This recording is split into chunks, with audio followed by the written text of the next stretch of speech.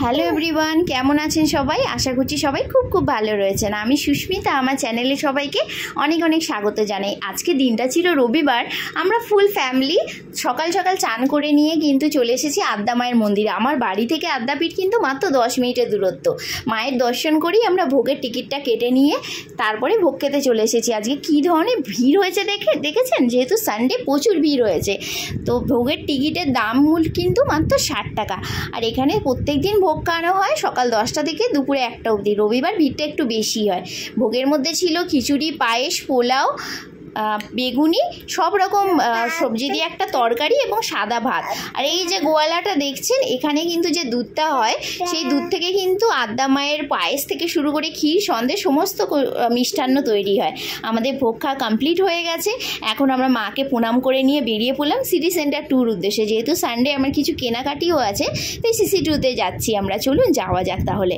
তো যাওয়ার পথে দেখতে পাচ্ছেন আমি আর ক্রিশ কিন্তু একটুখানি ঘুমিয়ে নিলাম। আমরা হাজব্যান্ড কার ড্রাইভ করছি। তো সবার প্রথমেই আমরা গেম জোনে চলে এলাম। গেম জোনে এসে ক্রিশ কতটা আনন্দ করছে দেখেছেন এই বাইকটাতে উঠে। আর আমি সমস্ত যেখানে গেমগুলো রয়েছে সেই গেমগুলোতে একটুখানি বসিয়ে ওকে আনন্দ করাচ্ছি। কারণ হচ্ছে ক্রিশ তো এখন অনেক ছোট, ও তো নিজেই বসতে পারে না কোনো জায়গায়।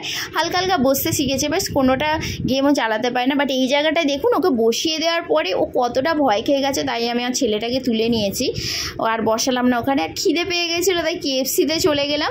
KFC-তে গিয়ে কিছু খাওয়া দাওয়া করে নিলাম। তারপরে আমি নিচে কিন্তু সিটি সেন্টার ট্যুর নিচেতেই আছে গ্রাউন্ডে ম্যাক্স, তো ওই ম্যাক্সে চলে গেলাম। ওখানে কিন্তু কালেকশন দারুণ।